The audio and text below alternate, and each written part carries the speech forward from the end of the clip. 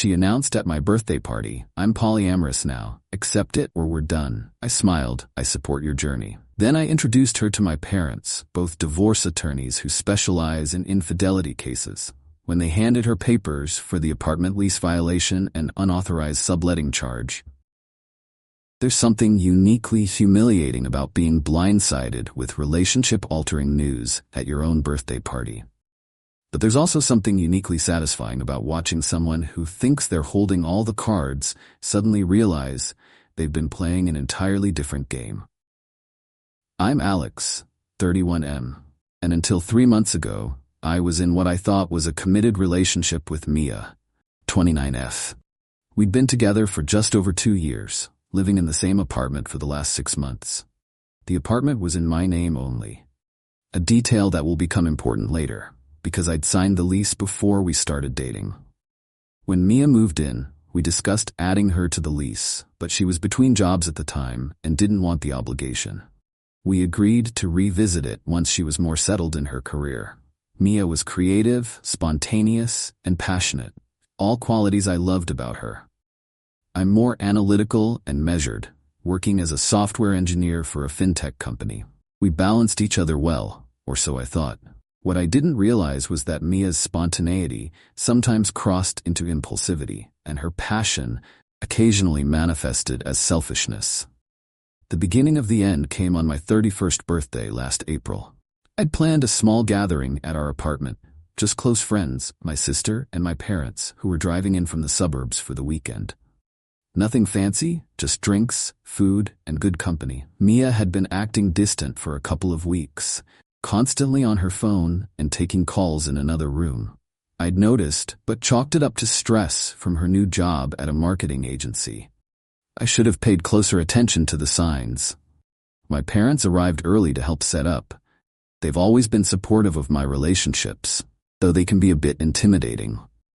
Both successful divorce attorneys with a small but prestigious firm, they've seen the worst of human behavior and have a finely tuned radar for bullshit. My dad handles the financial aspects of divorces, while my mom specializes in cases involving infidelity. They're a formidable team professionally, but they're also loving, protective parents who generally try not to bring their work into personal matters.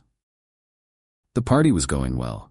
Friends had arrived, drinks were flowing, and I was having a good time despite Mia's obvious distraction. She kept checking her phone and glancing at the door. Around 9 p.m. the doorbell rang, and Mia practically sprinted to answer it. She returned with a tall, bearded guy I'd never seen before. "Everyone, this is Julian," she announced, her hand resting on his arm in a way that was unmistakably intimate. The room went quiet. I stood there, birthday drink in hand, completely confused.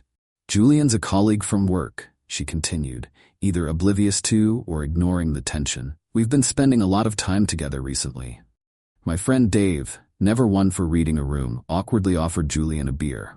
As the party attempted to resume, Mia pulled me into our bedroom. "We need to talk," she said, her voice firm but excited. "I've been doing a lot of self-discovery lately, and I've realized something important about myself." My stomach dropped. I knew whatever came next wouldn't be good. "I'm polyamorous, Alex. This is who I truly am. I've been fighting it for years, but meeting Julian helped me understand myself. He's polyamorous too, and he's helped me see that I can love multiple people at once." I stared at her, trying to process what she was saying. "So, you brought a guy you're sleeping with to my birthday party to tell me you want an open relationship?" She frowned. "It's not just about sex. It's about emotional connections. And it's not an open relationship, it's polyamory. There's a difference. Julian and I have a connection, but that doesn't diminish what you and I have." Did it not occur to you that maybe this conversation should have happened before you started seeing him? Or at least not at my birthday party with my parents in the next room? She sighed, as if I was being unreasonable. "I knew you'd react this way. That's why I wanted Julian here, to help explain how beautiful polyamory can be when everyone's on board. And honestly, I was nervous to bring it up earlier. I thought having Julian here would make it easier." I took a deep breath. "And if I'm not on board?" She looked me straight in the eye. "Then we're done, Alex. I can't suppress who I am anymore. You need to accept it, or we need to end things." I felt a strange calm wash over me. In an instant, I saw our relationship with perfect clarity, not as I wished it to be, but as it actually was. Mia had never really considered my feelings or boundaries important. This ultimatum wasn't about polyamory, it was about control. "I need some time to think," I said. "Of course," she replied, already reaching for the door. "Take all the time you need. Julian and I will be right outside when you're ready to talk more." I sat on our bed for a few minutes, collecting myself. Then, I rejoined the party, where Mia and Julian were huddled together on our couch, while my friends shot concerned glances my way. My parents, ever perceptive, had clearly sensed something was wrong. When my mom asked if everything was okay, I gave her the short version. Her expression shifted from concern to something harder, and she exchanged a meaningful look with my dad. They'd seen this scenario play out hundreds of times in their professional lives, though usually after marriage, not before. The party wound down quickly after that. As guests left, I pulled Mia aside. "I've been thinking about what you said," I told her, keeping my voice neutral. "If this is really who you are, I don't want to stand in your way." Relief washed over her face. "Thank you for understanding, Alex. This doesn't have to change things between us. It can make us stronger." Julian is actually looking for a place to stay right now. His lease is ending in a few weeks, and he's having trouble finding something affordable. I was thinking he could crash here sometimes while he apartment hunts. The audacity was breathtaking, but instead of arguing, I simply nodded. "We should all sit down and talk about expectations and boundaries. Why don't you both come over for dinner tomorrow night? My parents will still be in town. They can join us." She hesitated. "Your parents?" "I'm not sure that's the best idea for our first polyamory discussion." "They're important to me, Mia. If this is going to work, everyone needs to be comfortable with each other." She couldn't argue with that without revealing her true intentions, so she reluctantly agreed. That night, as Mia slept, or pretended to sleep, beside me, I lay awake planning my next steps. I wasn't interested in polyamory. Not because I think it's wrong, but because it wasn't what I wanted for myself. More importantly, I wasn't interested in being with someone who would ambush me with life-changing decisions and ultimatums. The next morning, while Mia was in the shower, I spoke privately with my parents. "I need your help," I told them. "Not as my parents, but as people who understand relationship dynamics and boundaries." Over coffee, I explained the situation in detail. How Mia had moved in without being added to the lease.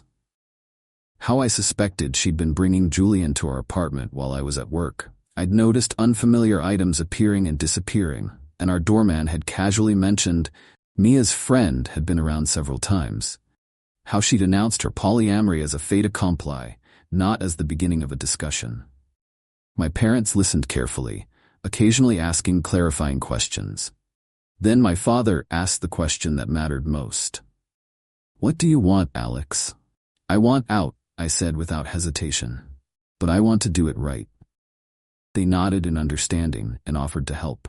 My mom suggested we consult with their colleague Rachel, who specialized in landlord-tenant law, to understand my options regarding the living situation. One quick call later, and Rachel had provided some initial guidance. Since Mia isn't on the lease, but has lived there for 6 months, she's established tenancy rights in most jurisdictions, Rachel explained over the phone. However, if she's violating the terms of your lease by bringing in another occupant or subletting, that gives you grounds to address the situation formally. Armed with this information, my parents and I reviewed my lease agreement together. Sure enough, there were clear provisions about unauthorized occupants and subletting. The dinner that evening was a masterclass in professional civility. My parents welcomed Julian warmly, asking about his work and interests, as if this were a normal meeting of friends. Mia seemed relieved, clearly interpreting their politeness as acceptance. After the meal, as we settled in the living room with drinks, my mom steered the conversation toward practical matters. "So, Julian, Alex tells us you might be staying here sometimes?" Julian nodded enthusiastically. "Yeah, my lease is ending soon, and apartment hunting in the city is brutal. Mia suggested I could crash here while I look for a new place." "That's very generous," my dad chimed in, "though it does raise some practical questions. Alex, doesn't your lease have restrictions on guests and occupancy?" I nodded, playing along. Now that you mention it, I think it does. My mom pulled out a folder she'd brought with her. Actually, I asked Alex to show us his lease agreement earlier today, out of professional curiosity. It's quite specific about unauthorized occupants. Section 8.3 prohibits any person not on the lease from residing in or regularly staying at the apartment. Julian looked confused. I'd just be staying occasionally. Define occasionally, my mom pressed gently. Mia jumped in. This feels very legalistic. We're just talking about Julian spending a few nights a week here while he apartment hunts. A few nights a week would constitute regular occupancy according to most lease terms, my mom explained, her tone perfectly professional. And Alex mentioned the doorman has already noted Julian as a frequent visitor.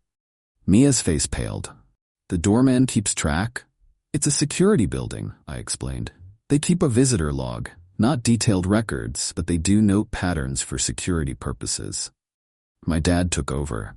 There's also the matter of the subletting clause. Section 11.2 explicitly prohibits subletting or assigning any portion of the premises without written consent from the landlord.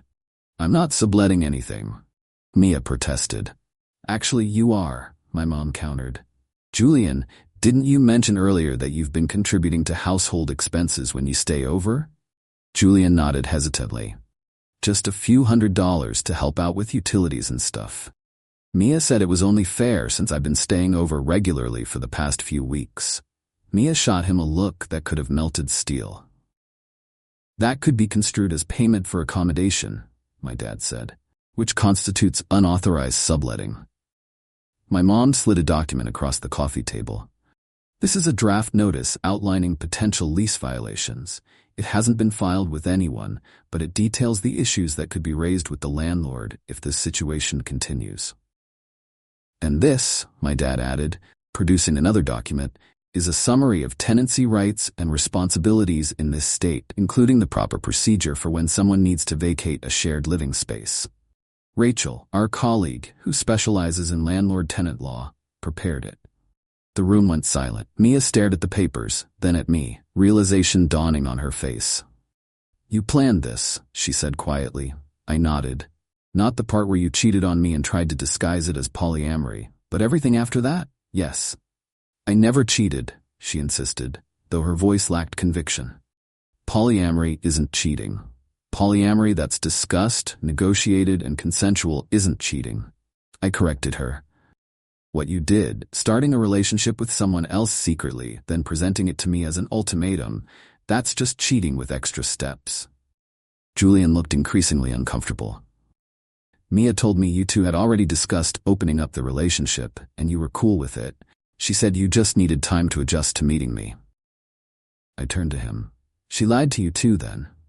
Last night was the first I'd ever heard about any of this. He stood up abruptly. I think I should go. That's probably best, my mom agreed.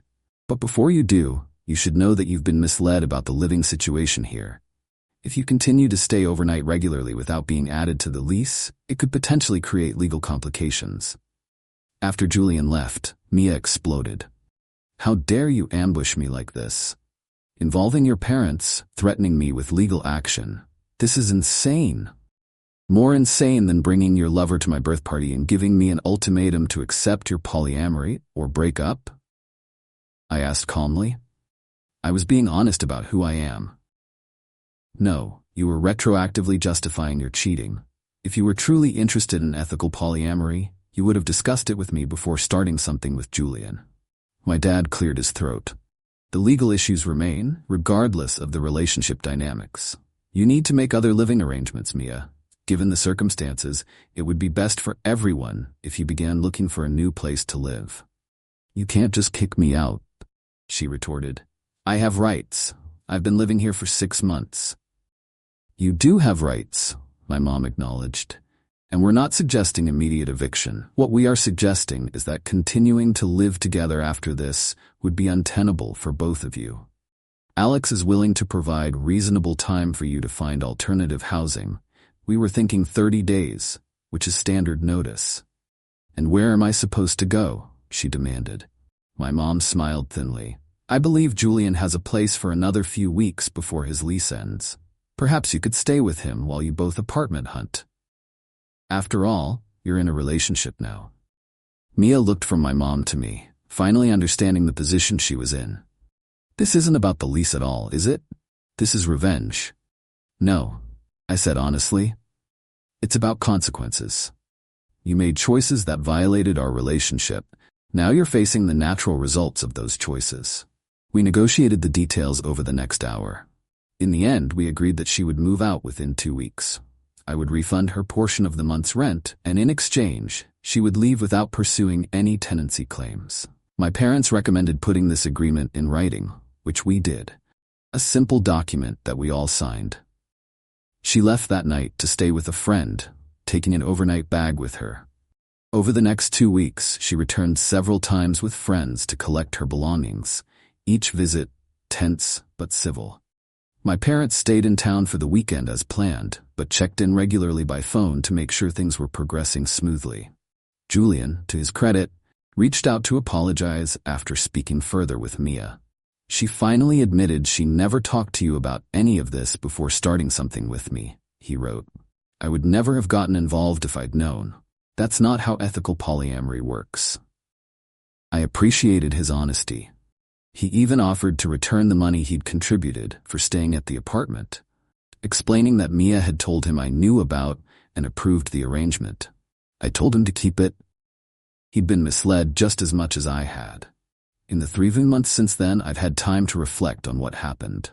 I don't regret how I handled things. I could have exploded at the party, or engaged in petty revenge tactics, or tried to make the breakup as painful as possible for Mia. Instead, I simply enforced boundaries, both emotional and legal, that she had chosen to ignore. I later learned from mutual friends that Mia and Julian's relationship imploded within weeks. Apparently, he discovered she was also seeing someone else, without informing him. So much for ethical polyamory. My parents, always practical, suggested I find a new apartment when my lease ends next month.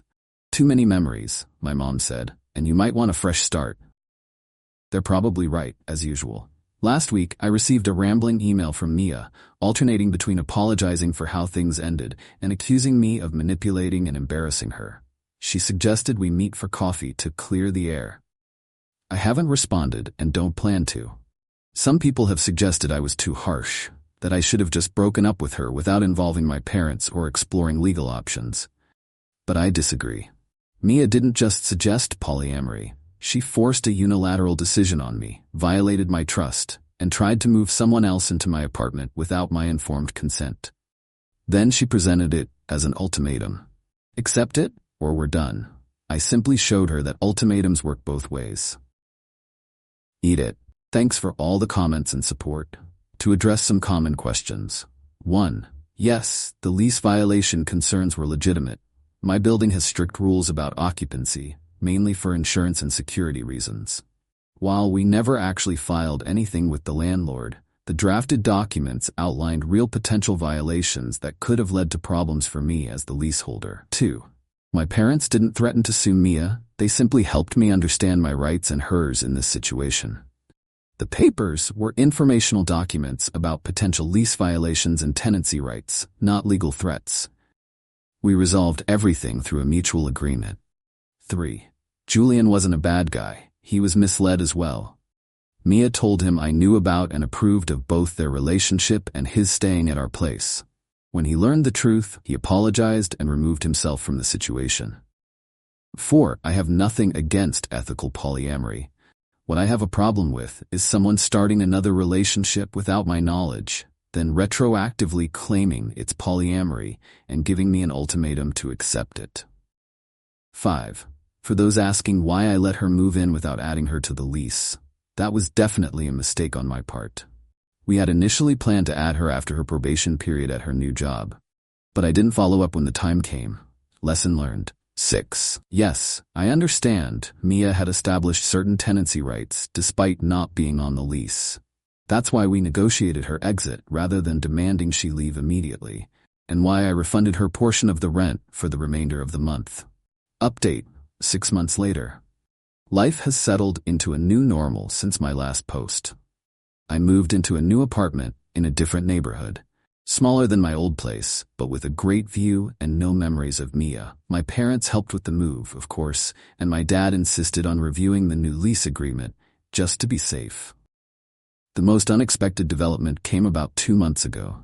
I was grocery shopping when I literally ran carts with a woman in the produce section. We laughed, apologized simultaneously, and ended up talking as we shopped. Her name is Lauren, she's an architect, and we've been dating casually since then. The best part? She's straightforward and values clear communication. After our third date, she actually said, "I believe in defining relationship boundaries early so there are no surprises later." Music to my ears. I've only heard about Mia through mutual friends. Apparently, she's now claiming to be in a committed, monogamous relationship with someone new. Our friend Dave saw her at a bar last month and reported that she referred to her polyamory phase as a journey of self-discovery that helped her appreciate traditional relationships. Whatever helps her sleep at night, I guess. Julian, surprisingly, reached out via LinkedIn to let me know he'd moved to Portland for a job opportunity. His message was brief but thoughtful. "Hope you're doing well. Thanks for handling everything with class last year. Learned some valuable lessons about communication and trust." As for my parents, they've been sharing my story, with names changed, of course, as a cautionary tale with some of their clients. My mom called recently to say they've seen several cases involving partners suddenly declaring themselves polyamorous after being caught in questionable situations. "You were ahead of the trend," she quipped. "The whole experience taught me more about boundaries than I ever wanted to learn, but I'm grateful for the lesson. I've become more assertive about my needs and expectations in relationships and more attentive to early warning signs of dishonesty. Sometimes I wonder if I could have handled things differently with Mia. Maybe a private conversation instead of the dinner ambush? But then I remember her bringing Julian to my birthday party, giving me an ultimatum, and planning to move him into my apartment without real consent. The symmetry of our ending feels appropriate. For anyone dealing with a similar situation, it's not about the lifestyle choice, it's about respect and honesty. Whether monogamous, polyamorous, or anything else, a relationship without clear communication and consent is just manipulation with extra steps. I still have the birthday gift Mia gave me that night, an expensive watch I've never worn. I considered selling it or giving it away, but instead, it sits in my dresser drawer as a reminder that sometimes the most valuable gifts are the painful lessons that ultimately set you free.